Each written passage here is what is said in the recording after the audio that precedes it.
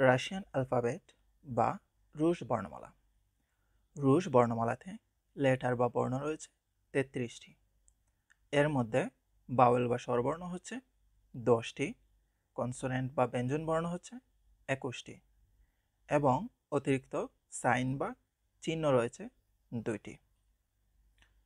এবার দেখব Russian letter বা বর্ণ, তার উদাহরণ এবং বাংলায় তার অর্থ কী হবে সেটা। প্রথম লেটার বা বর্ণ হচ্ছে আ। উদাহরণ আরবুজ, যার বাংলা তরমুজ। তারপর বে। উদাহরণ বাবুশকা, যার বাংলা দাদি। তারপর ভে। উদাহরণ ভাদা, যার বাংলা পানি।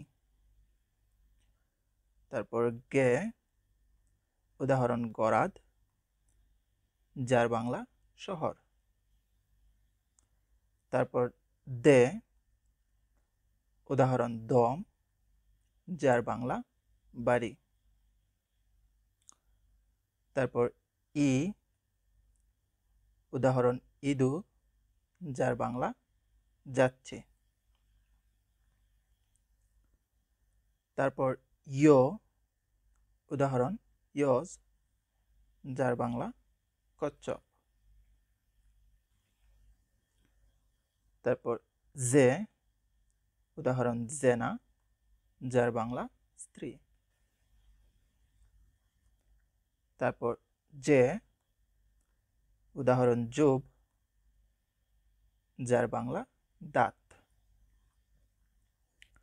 তারপর ই। উদাহরণ ইগ্রা, যার বাংলা খেলা। তারপর ই ক্রাতকায়া। উদাহরণ ইয়োগা, যার বাংলা যোগব্যায়াম। তারপর খা। উদাহরণ কট, যার বাংলা বিড়াল। তারপর এল। উদাহরণ লাম্পা, যার বাংলা বাতি। তারপর এম। উদাহরণ মামা, যার বাংলা মা। তারপর এন। উদাহরণ নস, যার বাংলা নাক। তারপর অ।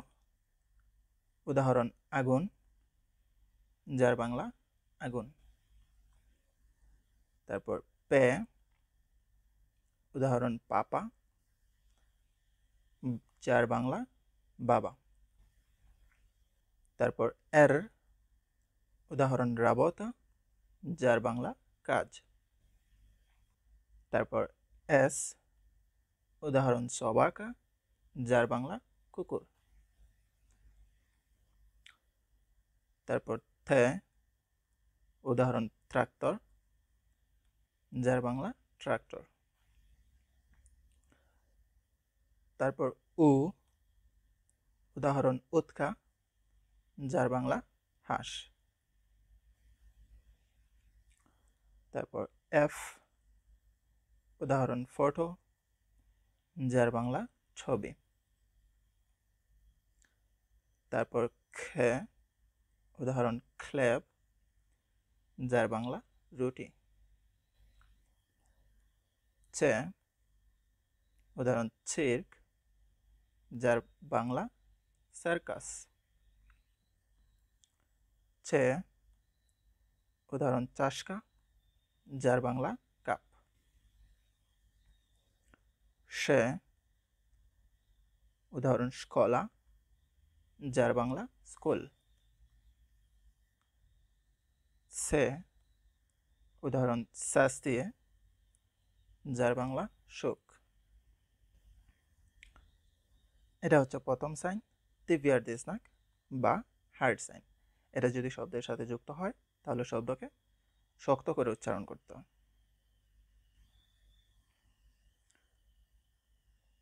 উই।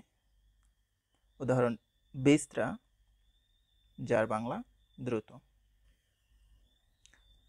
এটা হচ্ছে সফট সাইন বা মিয়াহকিজনাক। এটা যদি শব্দের সাথে যুক্ত হয় তাহলে শব্দকে নরম করে উচ্চারণ করতে হয়। এ উদাহরণ এক্সপার্ট, যার বাংলা বিশেষজ্ঞ। ইউ উদাহরণ ইয়োগ, যার বাংলা দক্ষিণ। ইয়া উদাহরণ ইয়াবলাকা, যার বাংলা আপেল। আজ এ পর্যন্তই, দেখা হচ্ছে পরবর্তী ভিডিওতে।